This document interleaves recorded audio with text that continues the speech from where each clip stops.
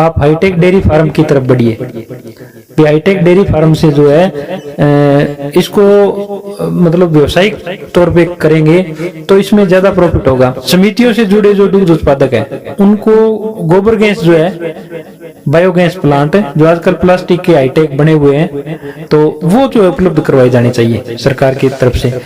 नमस्कार मित्रों, मैं इंदर कुक्कड़ और आप देख रहे हैं MW न्यूज़ मुखर वक्ता।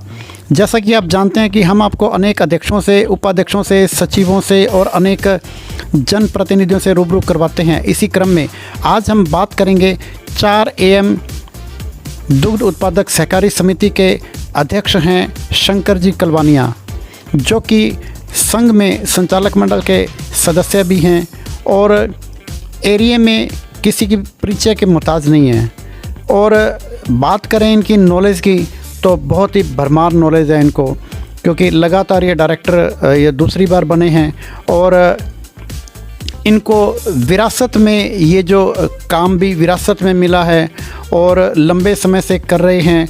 और रही बात समस्याओं की, तो इनके पास में कोई भी समस्या लेकर आता है तो वो खाली नहीं जाता है। उस समस्या का या तो उसका जो समाधान हो जाएगा और होने वाला होगा, इन्होंने अगर कह दिया कि ये समस्या का समाधान हो जाएगा तो वो होके रहता है। तो बात करेंगे कलवानिया जी, आपका बहुत बहुत स्वागत है हमारे चैनल में। सबसे पहले तो धन्यवाद सर।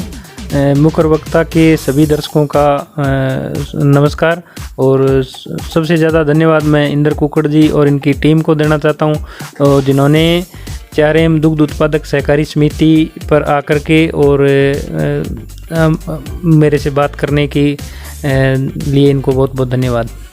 बहुत बहुत धन्यवाद सर। तो कलवानिया जी, सबसे पहले तो हालांकि आप परिचय के मोहताज नहीं हैं, लेकिन मैं चाहूँगा कि अपने बारे में थोड़ा आप विस्तार रूप से, जैसे आपके फादर साहब भी इसी डिपार्टमेंट में रहे हैं और ऊंचे पद पर रहे हैं, तो पहले आप अपने बारे में, अपने परिवार के बारे में थोड़ा परिचय दीजिए।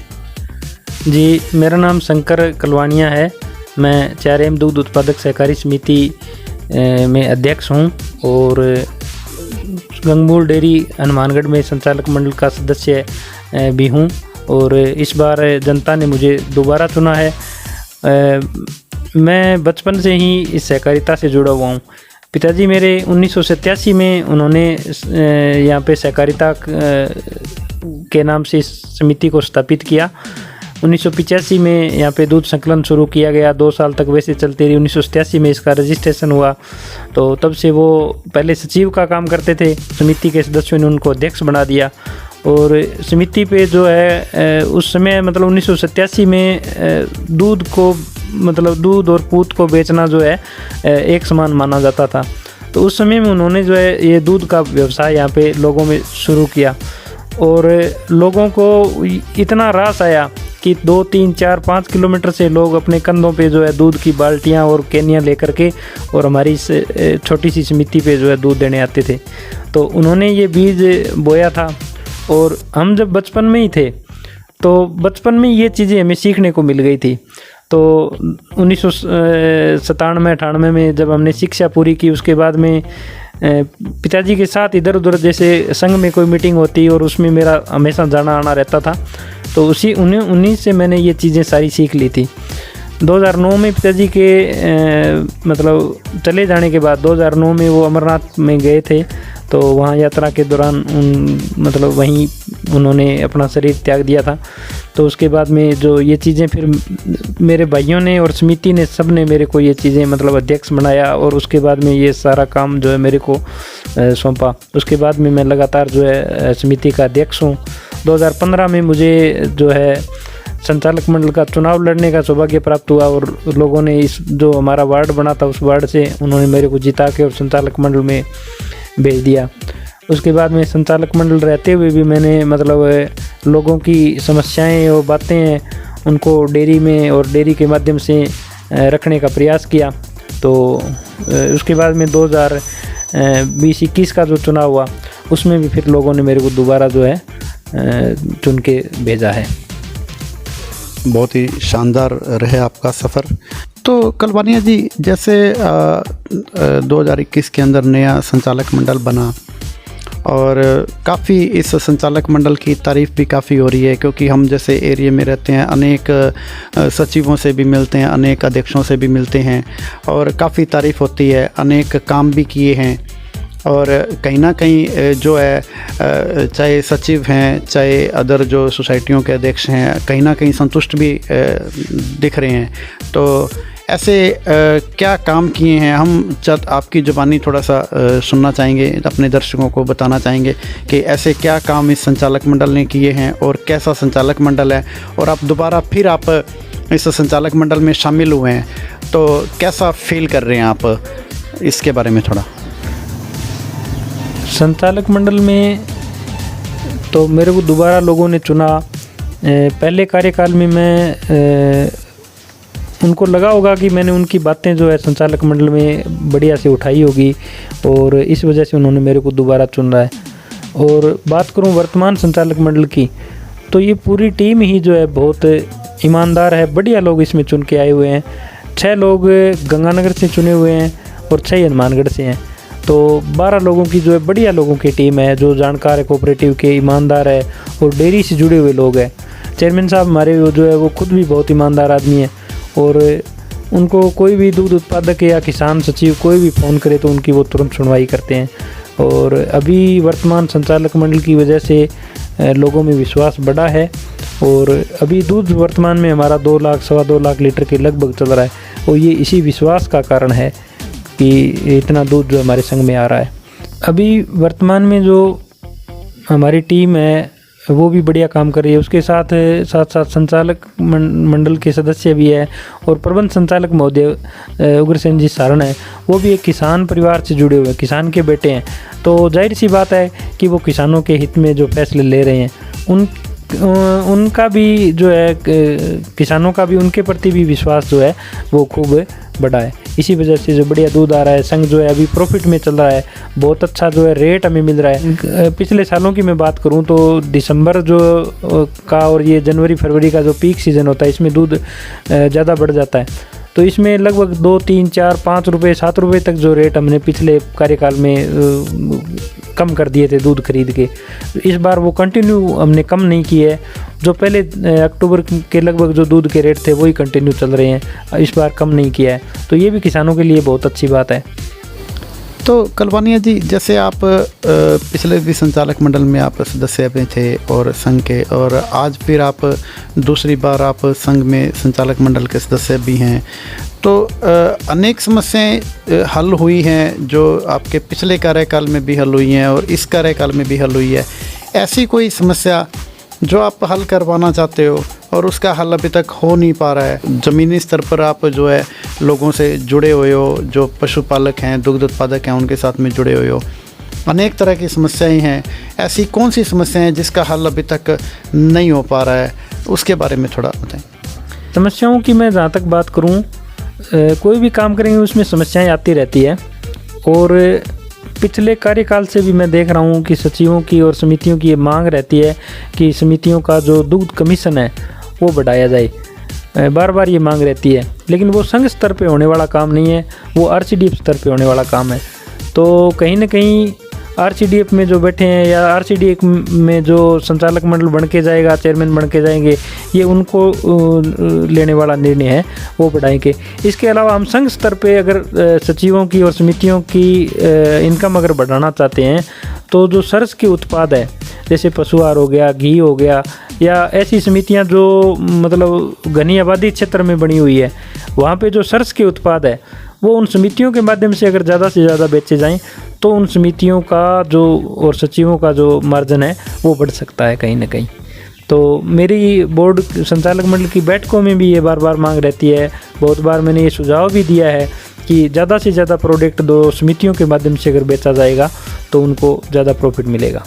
तो कलवानिया जी, जैसे आमतौर पर जो जितने भी जो दुग्ध उत्पादक हैं वो इस व्यवसाय को शौकिया तौर से करते हैं। जो 2 पशु किसी ने रखे हुए हैं, किसी ने 4 पशु रखे हुए हैं, जो दूध घर पर लग जाता है और उसके बाद में जो बचता है वो समिति में जमा कराते हैं, न कि इसको व्यावसायिक तौर पर करते हैं। और दूसरा बात करेंगे युवाओं की, तो आज का जो युवा वर्ग है वो भागता है गवर्नमेंट जॉब के लिए। एक वैकेंसी निकलती है तो हज़ारों युवा उस एक नौकरी को पाने के लिए तैयार हो जाते हैं, और लेकिन नौकरी तो एक को मिलेगी, सबको पता है, लेकिन इंटेलिजेंट भी काफ़ी हैं और इस पशुपालन के व्यवसाय में न आकर उस गवर्नमेंट जॉब में ज़्यादा जाना पसंद करते हैं। और इसका जो रुझान है, जो आमतौर पर जो रुचि है, वो इस व्यवसाय में कम होती जा रही है। इस बारे में आप क्या कहना चाहोगे और उन युवाओं को आप क्या आह्वान करना चाहेंगे? देखिए, मेरा ये मानना है कि पशुपालन व्यवसाय जो है वो एक खेती से जुड़ा हुआ व्यवसाय है, लेकिन आने वाले 10 वर्षों में ये पशुपालन का जो धंधा है ना, 1, 2, 4, 5 पशु जो रखते हैं, ये मेरे हिसाब से बंद होने वाला है, क्योंकि अभी किसी की काम करने की क्षमता नहीं है। देखिए, मैं उदाहरण करता हूँ, एक बाप जो है अपनी बेटी को उस घर में भेजना चाहता है जिसमें वहाँ पे उसको गोबर नहीं घेरना पड़े, पशुपालन नहीं करना पड़े, कोई काम नहीं करना पड़े। आज ये सब की इच्छा रहती है। तो अगर आने वाले 10 साल में ये विचारधारा अगर आगे बढ़ती रही तो जाहिर सी बात है कि पशुपालन बिल्कुल कम हो जाएगा।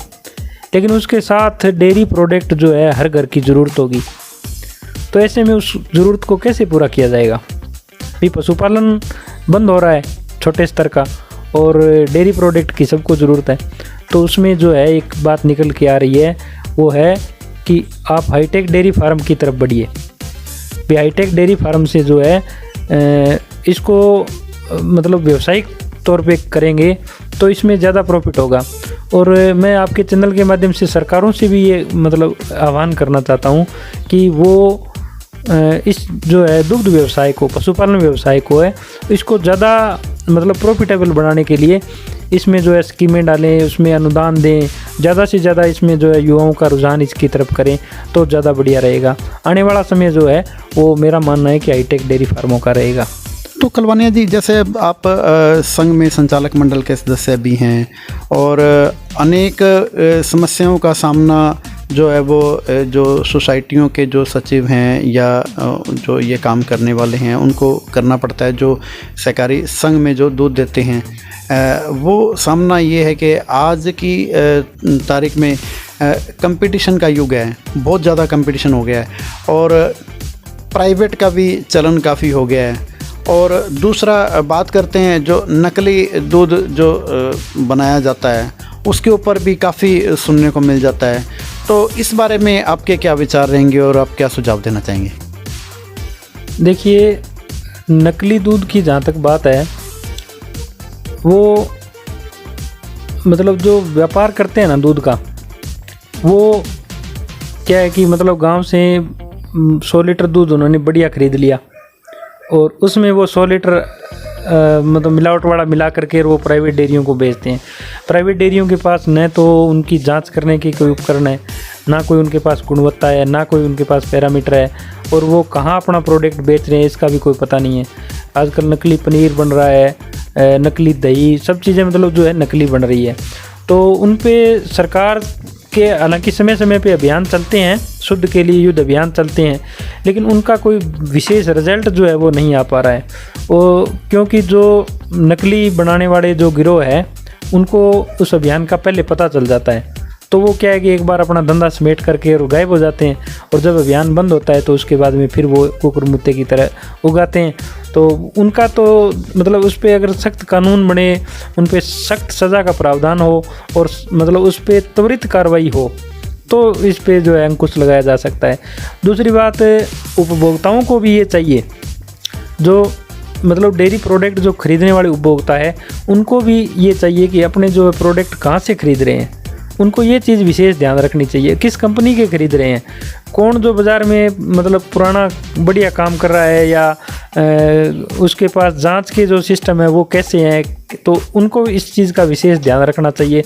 तब भी उन जो है नकली काम करने वालों पे जो है उनसे छुटकारा मिल सकता है कहीं ना कहीं, मेरा ये मानना है। कलवानी जी, जैसे आमतौर पर जो नकली दूध है उसकी पहचान करने का कोई विशेष तरीका, या मतलब वो जांच भी तो कहाँ से करवाए? जो जांच के लिए जो लैब ही नहीं है नज़दीक में, संघ में एक लैब लगी हुई है और संघ में और कोई जाता नहीं है, तो एक लैब की उसके बारे में आप क्या कहना चाहोगे?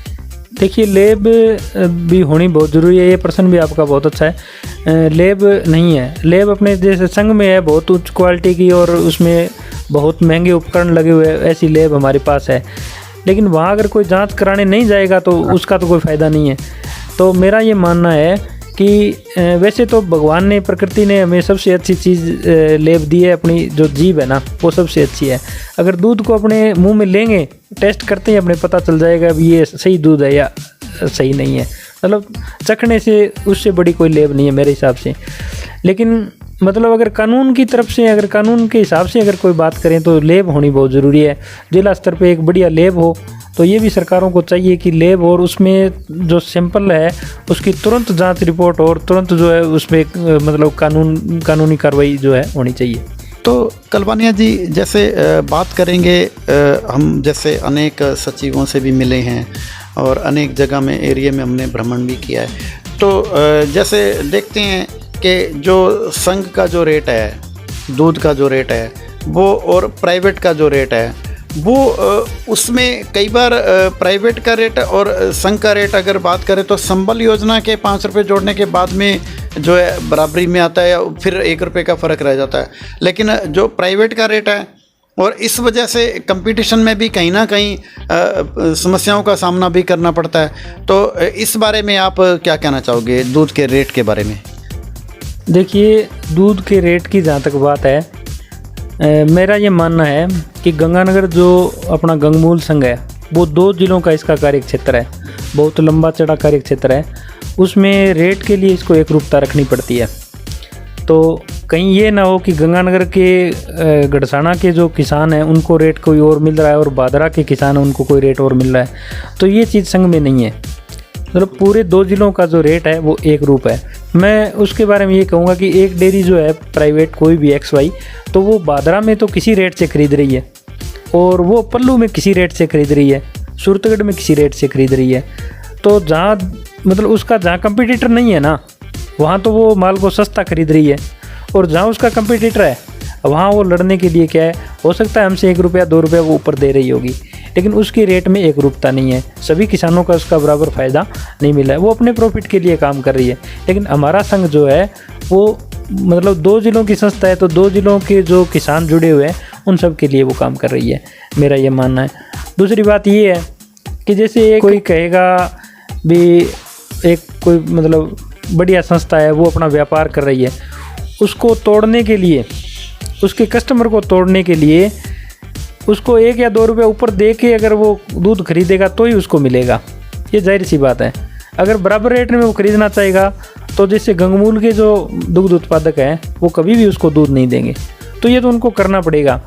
आज जैसे अनुदान की बात है, 5 रुपये लीटर अनुदान जो किसानों को मिल रहा है, वो अनुदान अगर हटा दिया जाए तो क्या ये समझते हैं कि वो हमारी जो रेट लिस्ट है उससे 5 रुपये ऊपर वो दे पाएंगे? नहीं दे पाएंगे। मेरा ये मानना है कि अगर 5 रुपये अनुदान हटा दिए जाएंगे तो तुरंत प्राइवेट जो डेयरियाँ हैं वो अपना रेट 5 रुपये नीचे कर देगी, तो वो नहीं दे पाएंगे, मेरा ये मानना है। तो रेट हमारा बहुत बढ़िया है, और जो मतलब सभी लोगों के प्रॉफिट को, सभी लोगों की भावनाओं को ध्यान में रखते हुए जो रेट लिस्ट बनाई गई है, और अभी भी जो हमें आगामी जो 11 तारीख को जो है 11 मार्च से हम लोग जो है रेट गाय के दूध की और भैंस के दूध की रेट जो है वो थोड़ी अलग अलग करने की कोशिश कर रहे हैं। जैसे RCDF के जो हमारे नियम आए उस हिसाब से हम जो है रेट लिस्ट अभी दोबारा उसमें कुछ संशोधन करेंगे, जिससे भैंस वाला जो दूध है उसका फैट के हिसाब से बढ़िया रेट मिलेगा, गाय वाला जो दूध है उसका भी बढ़िया रेट मिलेगा। तो इस हिसाब की अभी रेट लिस्ट जो है अभी हमारे MD साहब जो बनाने की कोशिश कर रहे हैं। तो रेट का मेरे हिसाब से जो है प्राइवेट वाले कहीं ज़्यादा नहीं दे रहे हैं, उनका भुगतान भी कई जगह जो है डूब जाता है, लेकिन हमारा जो भुगतान है वो बिल्कुल टाइमली हो रहा है। तो हम कहीं पीछे नहीं है रेट में, रेट जो है किसानों को बढ़िया मिल रही है। वास्तव में ये बात एक सत्य वचन है कि ये जो प्राइवेट डेयरियों का है वो आमतौर पर या तो कई दिनों के पैसे लेके वो भाग जाते हैं और लंबे समय तक चल नहीं पाते हैं, और जो सुरक्षा की जो गारंटी है वो संघ से 100% मिलती है, और समितियों में दूध देने के बाद में वहाँ पे एक किसान जो है, दुग्ध उत्पादक जो है, वो कहीं ना कहीं संतुष्ट नज़र आता है। तो कलवानिया जी, अभी जैसे पिछले लगभग साल भर हो गया लंपी की बीमारी आई थी पशुओं के ऊपर, अनेक पशु मारे गए थे और काफ़ी पशुधन का जो है नुकसान हुआ। अनेक दुग्ध उत्पादकों का ये हालत हो गई कि अगर 4 पशु हैं, चारों के चारों ही ख़त्म हो गए, या 15 थे तो कईयों के 15 ख़त्म हो गए, कईयों के 15 में से 2-3 चले गए, या 4 में से 1-2 चले गए, और पशु को बीमा भी नहीं था। तो जिस वजह से वो दोबारा पशु को ख़रीद भी नहीं पाया। अनेक ऐसे दुग्ध उत्पादक भी हैं, और जैसे अभी सरकार ने अभी घोषणा भी करी है कि मतलब उनको अनुदान दिया जाएगा, और फिर ये है कि उनका कोई रिकॉर्ड भी नहीं है। तो इस बारे में आपके क्या विचार हैं और क्या कहना चाहोगे, जो आगे इसकी पुनरावृत्ति नहीं हो और अब उनके नुकसान की भरपाई के लिए क्या आपके सुझाव रहेंगे? देखिए, बहुत अच्छा क्वेश्चन है आपका। एक तो वित्तीय सुरक्षा और एक जोखिम, ये 2 चीज़ें कोई भी क्षेत्र हो इसमें बहुत ज़रूरी होती है। तो वित्तीय में तो ये हो गया कि जैसे आप पशुपालक को किसी संस्था के माध्यम से ऋण दिलवाओ, तो जब ऋण देने की बात होती है तो उसमें वित्तीय जोखिम जो है वो ऋण देने वाले जो अपने आप करते ही हैं। उसके अलावा अगर किसी को ऋण नहीं चाहिए तो भी उसमें क्या है कि जोखिम जो है वो कवर ज़रूरी होना चाहिए, बीमा बहुत ज़रूरी होना चाहिए। अभी पिछले साल जो है लंपी की वजह से मतलब जो पशुपालकों में नुकसान हुआ है उसकी आप कल्पना नहीं कर सकते। मैं एक खुद पशुपालक हूँ, मैंने खुद ने अपने मतलब डेयरी फार्म से लगभग 10-11 पशु जो है वो लंपी से मरते देखे हैं। ये मेरे को बहुत पीड़ा हुई। और पीछे अगस्त में संचालक मंडल की बैठक उस समय लंपी के समय हमारी हुई थी, तो मैंने ये पीड़ा वहाँ पूरी बोर्ड में और जो अधिकारी आए हुए थे उन सबको बताई थी। तो मतलब उन्होंने भी एक बार सोचने को वो मजबूर हो गए कि वास्तव में किसान जो है बहुत मुश्किल में जो है ये टाइम उसका निकल रहा है। मैं ईश्वर से यही करता हूँ कि ये दोबारा ऐसी मतलब आपदा पशुओं पे न आए, और उसमें किसानों को जो है बहुत ज़्यादा नुकसान हुआ। हालांकि अभी पीछे बजट में सरकार कह रही थी कि हम जो है लंपी में जो पशु मरे हैं उनका अनुदान देंगे, तो मेरे को लग नहीं रहा है कि उनके पास कोई ऐसा आंकड़ा होगा कि वो उनको जो है अनुदान दे पाएंगे। लेकिन एक हाँ ये एक ज़रूर है कि संघ के माध्यम से जो समितियां हैं उनको संघ के माध्यम से, समितियों के माध्यम से वो सर्वे करवा करके और अगर उसकी अगर रिपोर्ट बनवाएं तो हो सकता है वो अनुदान अगर दे पाएँ तो वो एकदम इनका जरिया है। हालांकि विभाग के पास इनके मृत पशुओं का ये उनके पास कोई आंकड़ा नहीं है। और आगे भी जो है सरकारों को ये चाहिए कि पशुओं का जो बीमा सरकार को या संघ स्तर पे या समिति स्तर पे कुछ जो है अंश किसान दे, कुछ सरकार दे, कुछ संघ दे, कुछ समितियां दे, ऐसा करके और उनका जो है बीमा पशुओं का होना बहुत ज़रूरी है। अगर एक पशु मतलब उसके घर में गाय है, भैंस है, तो वो उसकी रोजी रोटी है किसान की। अगर वो मतलब किसी कारणवश अगर चली जाए ना, तो मतलब घर का एक सदस्य की तरह उसको दुख होता है। अभी एक घर का अगर सदस्य कोई चला जाता है ना, तो वैसा दुख उसको होता है। और मैंने किसानों को देखा भी है, मैंने किसानों को अपना पशु जब मरता है तो उनको मैंने रोते हुए देखा भी है। बच्चे और महिलाएं वो सब जो है अपने आंसू नहीं रोक पाती है। तो ये पीड़ा तो मतलब एक किसान ही समझ सकता है, ऊपर सरकार में बैठे अधिकारी और ये इस चीज़ को मेरे हिसाब से नहीं समझ पाएंगे। अगर समझें तो ये किसान के लिए बहुत बड़ी बात होगी। बहुत अच्छे आपके विचार हैं, और वास्तव में इन पशुओं के लिए जो अनुदान की बात जो चल रही है, अनुदान उनको मिलना भी चाहिए। और रिकॉर्ड की बात है तो कहीं ना कहीं संघ के माध्यम से, समिति के माध्यम से इनका रिकॉर्ड निकलवाया भी जा सकता है। और अगर मान लो जो ज़रूरतमंद है उनको ज़रूर अनुदान मिलना चाहिए, और ज़रूरतमंद को मिलेगा और बिना ज़रूरत वाले को मिल जाएगा तो भी सही नहीं है, लेकिन ज़रूरतमंद तक अनुदान पहुंचना चाहिए। बहुत ही हमारी भी सरकार से गुजारिश है कि इस जो अनुदान देने की जो योजना सरकार जो बना रही है उसको जल्द से जल्द मिल जाए, क्योंकि अगर दवाई जो है अगर समय पर मिलेगी तो ही फ़ायदा है। आज उनको परेशान होते हुए काफ़ी टाइम हो गया। कलवानिया जी, जैसे आप बचपन से आप इस दुग्ध उत्पादक के व्यवसाय से भी जुड़े हुए हैं और संघ से भी आप लंबे समय से जुड़े हुए हैं, और दूसरा आप दूसरी बार लगातार आप संघ में संचालक मंडल के सदस्य भी बने गए हैं। और अब जैसे जो दुग्ध उत्पादक है उनकी आय को बढ़ाने के और उनको फ़ायदा पहुंचाने के लिए आपकी क्या मतलब आप सुझाव देना चाहेंगे उन दुग्ध उत्पादकों को जो कहीं ना कहीं इस वजह से परेशान है कि इसमें आय को और कैसे बढ़ाया जाए? इस बारे में आपके क्या सुझाव रहेंगे? देखिए, पशुपालकों की आय बढ़ाने का जहाँ तक है, भी अकेले दूध की कीमत से अगर अपने उसको देखेंगे भी ये पैसा कमा रहा है, तो ये बिल्कुल सोचना गलत है। क्योंकि तूड़ी जो आजकल है भूसा, वो 10 रुपये मतलब किलो है, और कोई भी चारा जो है वो मतलब 10 रुपये से कम नहीं पड़ रहा है।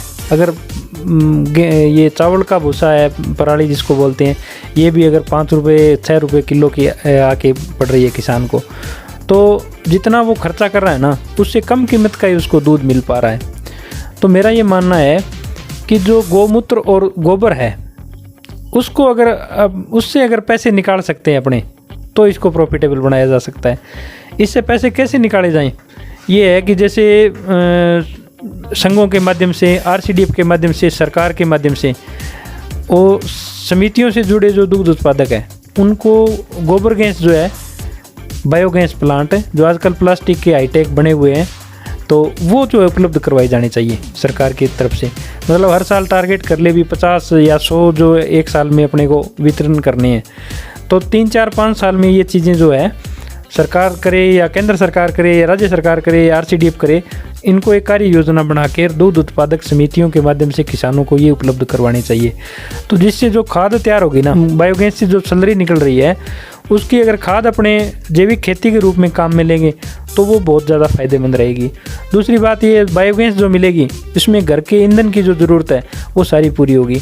आज मैं आपको बताऊं, मेरे घर पे जैसे डेयरी फार्म है, तो उस पर जो मैंने बायोगैस बना रखा है, तो जो बायोगैस में मेरे को मिल रही है ना, मैं वर्ष भर 17-18 आदमी हमारे परिवार में है, उन सब का खाना उससे बन रहा है।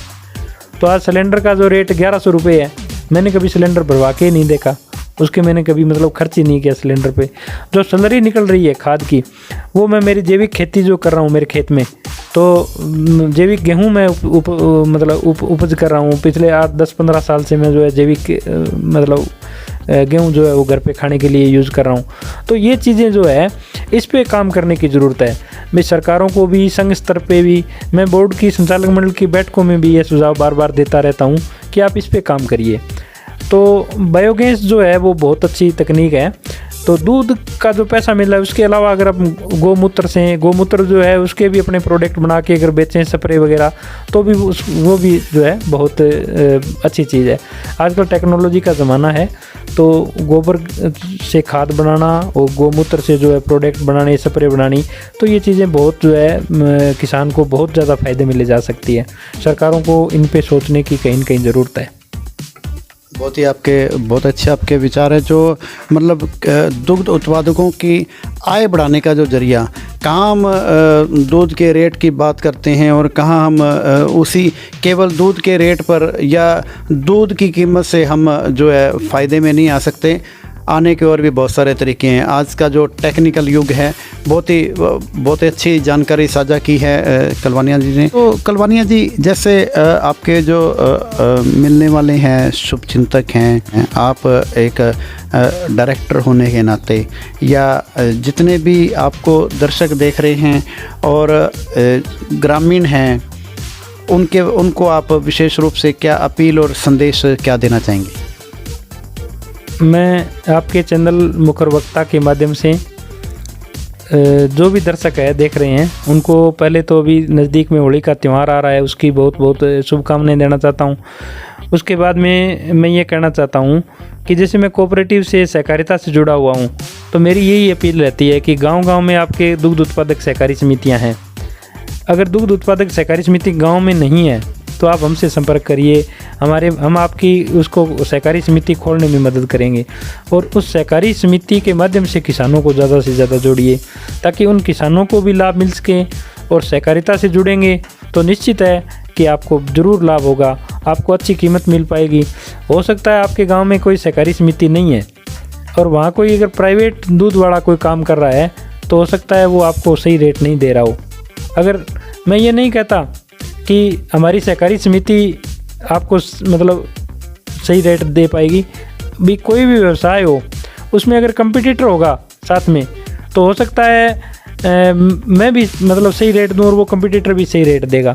तो मेरा कहने का मतलब है जिस गांव में सहकारी समिति नहीं है उसमें जोड़िए, और जहां सहकारी समिति है उस सहकारी समिति के माध्यम से आप समिति से जुड़िए। जो मतलब सहकारिता के माध्यम से जो लाभ मिल रहे हैं उन लाभों को आप लीजिए, और यही मेरी आपसे अपील है। ठीक है जी, तो आपके बहुत ही अच्छे विचार हैं। तो ये हैं शंकर जी कलवानिया, जो कि संघ में संचालक मंडल के सदस्य भी हैं और इसके अलावा 4 AM दुग्ध उत्पादक सहकारी समिति के अध्यक्ष भी हैं, जो कि अपने बचपन से ही जो है इस व्यवसाय से जुड़े हुए हैं। अनेक तरह के रास्ते भी देखे हैं, अनेक तरह के रास्ते बनाए भी हैं, आज बनाए हुए हैं और इसीलिए इस पद पर मौजूद हैं। और इन्होंने चाहे दुग्ध उत्पादकों के आय को बढ़ाने के लिए भी इन्होंने विचार दिए हैं, सुझाव दिए हैं, और संघ से भी इन्होंने जो संघ को भी अनेक तरह के विचार दिए हैं, और आम जो लोग हैं उनको भी अनेक विचार दिए हैं। और जानकारी इनकी काफ़ी नॉलेज रखने वाले व्यक्ति हैं। और इनसे संबंधित अगर किसी को कोई काम हो, चाहे जानकारी लेनी हो, चाहे जो इन्होंने गोबर का जो प्लांट लगा रखा है उसके बारे में जानकारी लेनी हो, या अन्य कोई जानकारी लेनी हो, तो इनसे आके कभी भी मिल सकता है या इनसे फ़ोन पर संपर्क कर सकता है। तो ठीक है जी, MW न्यूज़ मुखर वक्ता में समय देने के लिए बहुत बहुत धन्यवाद।